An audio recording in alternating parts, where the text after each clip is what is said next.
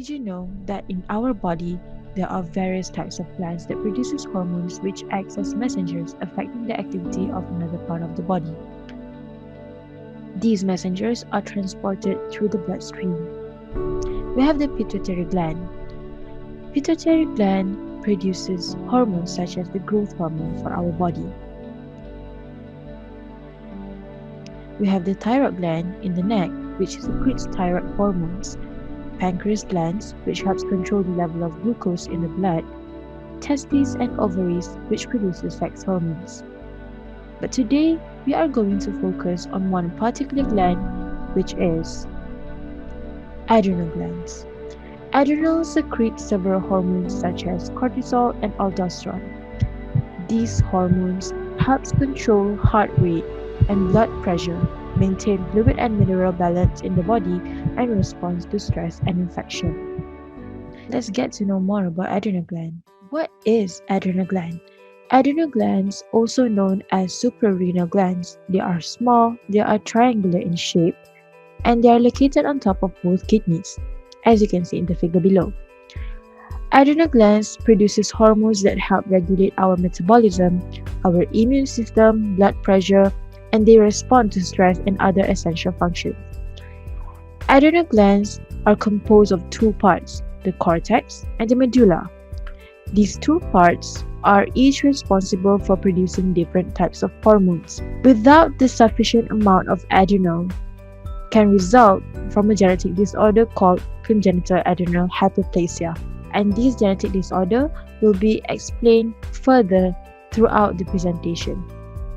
Thank you, Sarah. From previous presenter, we just know briefly about adrenal glands. So I, Nurul Izzah, I would like to explain the anatomy structure and the hormone that produced from adrenal glands. So for anatomy of the adrenal glands have three layers. The first layer is a capsule, which is the outer layer of adrenal glands. The second layer is a cortex, and the last one is a medulla. The cortex and medulla are the functional portion of the glands. There are two separate endocrine glands with different embryological origin. The cortex derived from the embryonic mesoderm, while the medulla derived from the ectodermal neurocris cell. The cortex and the medulla synthesize different hormones. So I will explain one by one. So the first one is adrenal cortex. Adrenal cortex is the outer region and also the largest part of the adrenal glands. As you can see on this figure, adrenal cortex is a yellowish in color. Functionally, the cortex can be divided into three regions. The first region is zona glomerulosa. It can produce and secrete mineral corticoids such as aldosterone. And the second region is zona vesiculata. It can produce and secrete corticosteroids such as cortisol. And it also can secrete a small amount of estrogen. And the last region is zona reticularis. It can produce and secrete estrogen such as dihydropendesterone, DHES, and it also can secrete a small amount of corticosteroid. So next, adrenal medulla.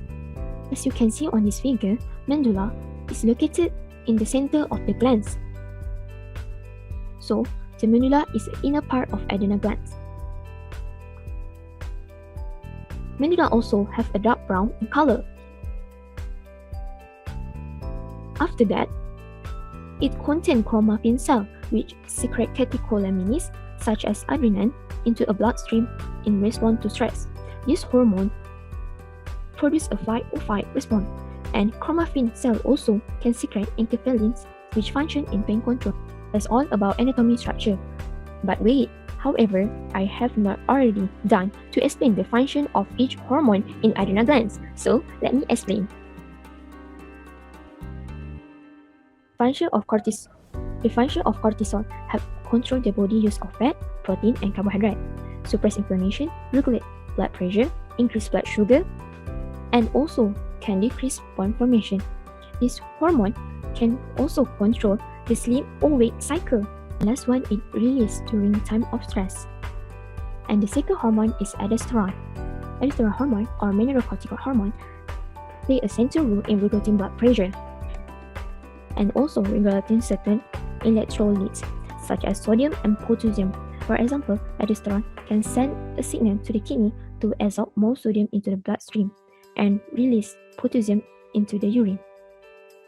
This means that aldosterone also helps regulate the blood pH by controlling the level of electrolytes in the blood. And the last hormone produced by adrenal cortex, DHEA, and androgen. The function of DHEA, it can improve skin in older people, potential to increase bone density, so we can avoid osteoporosis disease. Then, it can decrease body fat, and last one, it can improve sexual function, correct some hormonal problem. For the function of adrenal, it can help male sexual reproductive function, help the development of secondary sexual characteristics in men, affect bone and muscle development, and increase the metabolism. Next, the function of hormone that produced in adrenal medulla. The main hormones secreted by adrenal medulla include epinephrine and norepinephrine, which have similar function. The function of this hormone, they can capable of increasing the heart rate and force of heart contraction, increase blood flow to the muscle and brain, releasing airway smooth muscle, acidity in glucose for metabolism, control the squeezing of the blood vessel. This process we call as vasoconstriction, helping to maintain blood pressure. Last one, these hormones are often activated in physically and emotionally stressful situations when your body needs additional resource and energy to endure unusual strain. That's all for me, and I will pass to Azra. We continue with the adrenal gland disorders. Example of adrenal gland disorder is congenital adrenal hyperplasia or CAH. Adrenal insufficiency can also result from a genetic disorders called CAH. Children who are born with this disorder are missing an essential enzyme necessary to produce cortisol and aldosterone, or both. It can remain undiagnosed for years depending on the severity of the enzyme deficiency. In more severe cases, infants may suffer from ambiguous genitalia, dehydration, vomiting, and failure to feed. Generally, CAH is a group of autosomal recessive disorder characterized by impaired cortisol synthesis. A result from the deficiency of one of the 5 enzymes required for the synthesis of the cortisol in the adrenal cortex. Involve excessive or deficient production of hormone glucocorticoids, mineral corticoids, or sex steroid. We move on to the next presenter. So the symptoms, of course, can vary in different individuals. So for A, due to inadequate mineralocorticoids, vomiting can occur that will eventually lead to dehydration or death. B, due to excess androgens, ambiguous genitalia, which means it can be difficult to identify the external genitalia as a male or female in some infants. Second, early pubic hair and rapid growth in childhood. Third, excessive facial hair and irregularity menstrual in adolescents. C, due to insufficient androgens and estrogen, under virilization in XY male can occur also, which can result in apparently female external genitalia.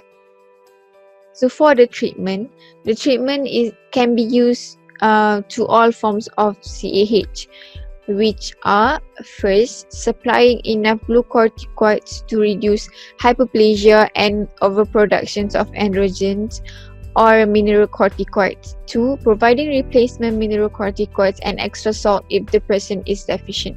3, providing replacement testosterone or estrogen at puberty if the person is deficient. And 4th, additional treatments to optimize growth by delaying puberty or delaying bone maturation. I think that's all from me. Thank you.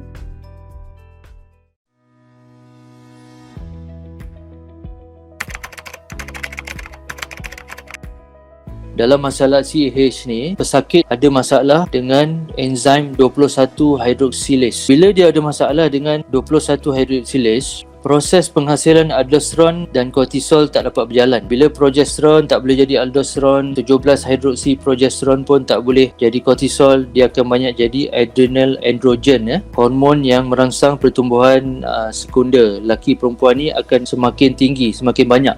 Tapi otak hantar lagi mesej supaya lebih banyak hormon untuk menghasilkan kortisol dengan aldosteron. So semakin lama adrenal androgen akan semakin banyak.